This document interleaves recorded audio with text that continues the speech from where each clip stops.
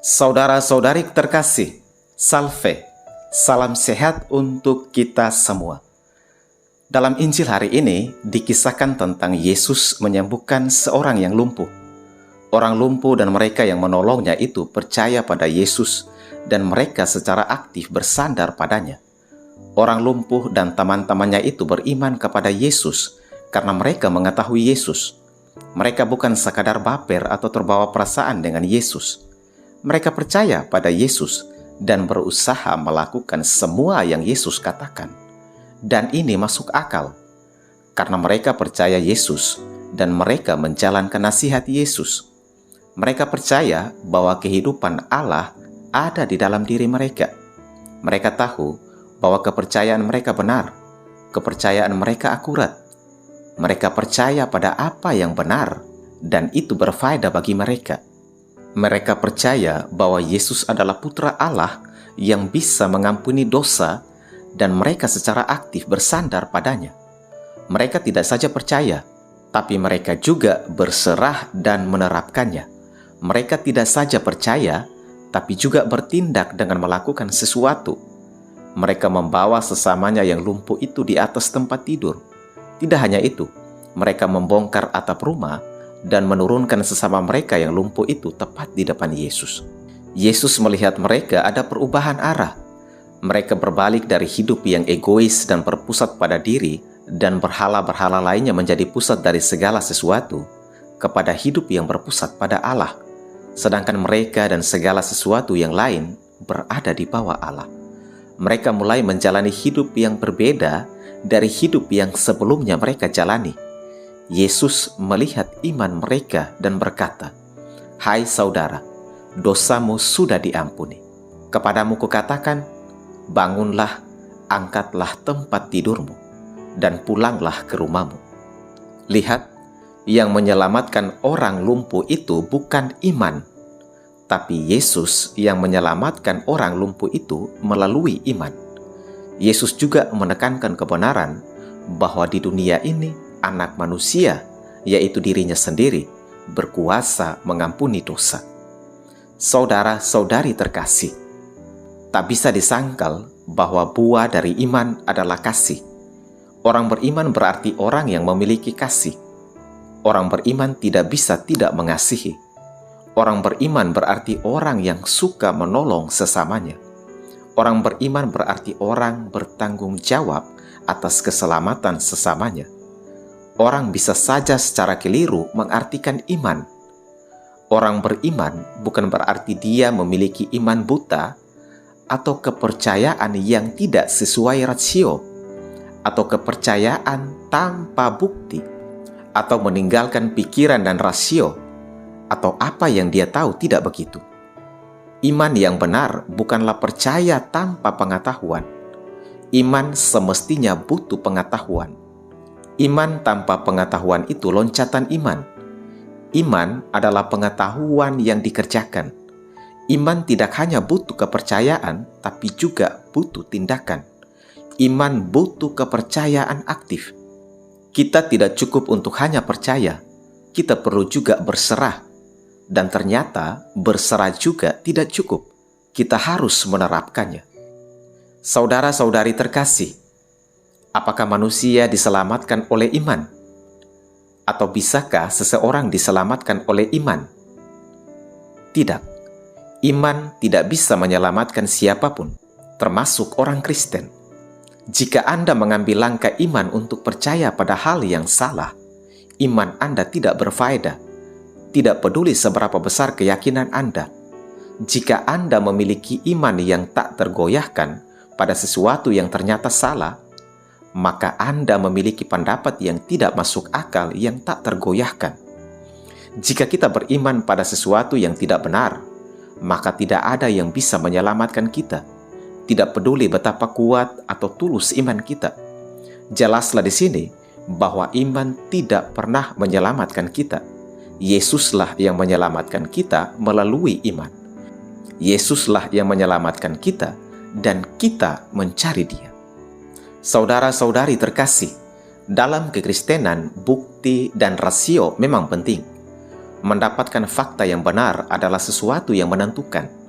Sederhananya, rasio menilai, iman percaya. Inilah hubungan rasio dan iman.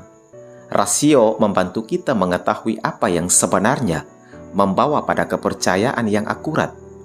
Iman adalah langkah percaya kita untuk bersandar pada apa yang menurut rasio kita bisa diandalkan.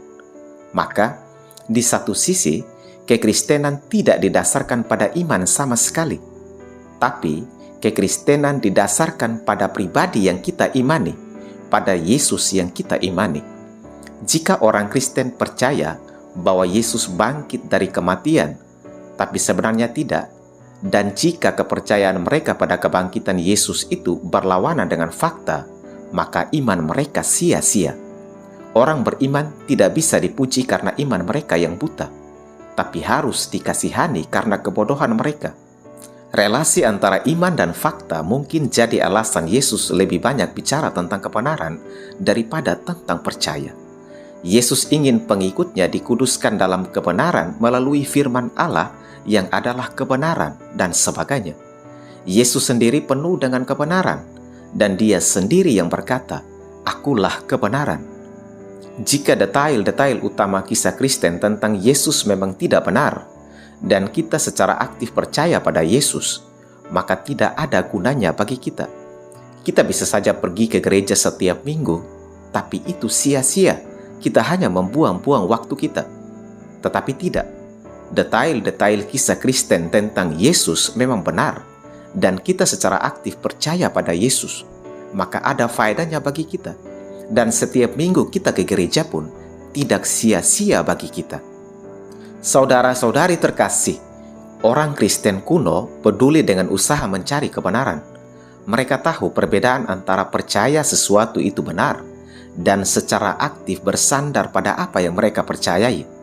Mereka juga harus tahu kalau kepercayaan mereka harus benar, kepercayaan mereka harus akurat. Bahkan mereka sangat meyakini hal ini sehingga mereka rela mati bagi hal-hal yang mereka percaya sebagai kebenaran tentang Yesus dari Nazaret. Mungkin saja ada orang Kristen berpikir bahwa menggunakan pikiran merupakan pendekatan yang salah dalam menjawab pertanyaan rohani. Mereka percaya pada perasaan dan bukannya pada pemikiran yang sungguh-sungguh untuk mendapatkan kebenaran rohani. Mereka sebetulnya keliru. Iman itu sesuatu yang kita yakini benar, dan secara aktif kita bergantung pada apa yang kita percaya itu. Iman bergantung pada perasaan adalah nasihat yang kurang baik, karena dalam hidup ada banyak orang yang kelihatannya baik, tapi banyak dari mereka rohaninya mati. Jangan pernah percaya orang yang mengatakan pada Anda untuk bergantung pada pengalaman dibandingkan pada pemikiran yang sungguh-sungguh.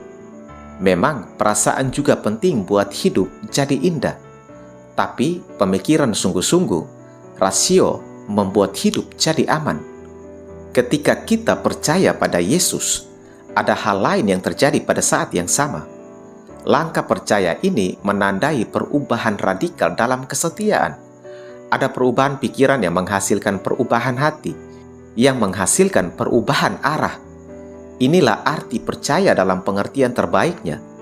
Bukan hanya percaya atas sesuatu, tapi percaya pada seseorang, memiliki kepercayaan yang cukup untuk ikut dengan setia meski tidak nyaman. Saudara-saudari terkasih, kita tidak mengubah cara hidup kita baru kemudian mengikuti Yesus. Tapi, mengikuti Yesus akan mengubah cara hidup kita. Kristus menangkap ikan dulu, baru membersihkannya. Kita menjalani hidup seperti yang Allah inginkan, tidak bisa dilakukan sebelum kita lebih dahulu mendapatkan hidup Allah sendiri di dalam diri kita. Percaya pada Yesus berarti berusaha melakukan semua yang Dia katakan. Akan tidak masuk akal jika kita berkata, "Saya percaya pada seseorang," tetapi kita tidak menjalankan nasihatnya. Tujuan kita percaya pada Yesus agar dosa kita diperhitungkan pada Yesus dan kebaikannya diperhitungkan pada kita. Karena Yesus dihukum bagi kejahatan kita yang melawan Allah, Allah tidak lagi murka pada kita. Allah tidak lagi bisa marah, karena Dia sudah menumpahkan semua murkanya pada Yesus anaknya. Dia sudah mengosongkan murkanya. Dia sudah dipuaskan. Pikiran seperti ini saja sudah bisa mengubah hidup kita, jika kita mau merenungkannya. Kita percaya bahwa kehidupan Allah di dalam diri kita bisa membantu kita hari demi hari menjalani kehidupan yang seharusnya kita hidupi. Ada banyak hal lain terkait tujuan kita percaya pada Yesus, tapi itu akan terjadi kemudian. Marilah kita bersyukur kepada Allah, karena kita beriman kepadanya tidak sia-sia. Semoga dari hari ke hari kita tetap percaya pada Kristus, dan kita secara aktif bergantung, bersandar padanya. Amin. Tuhan memberkati kita semua.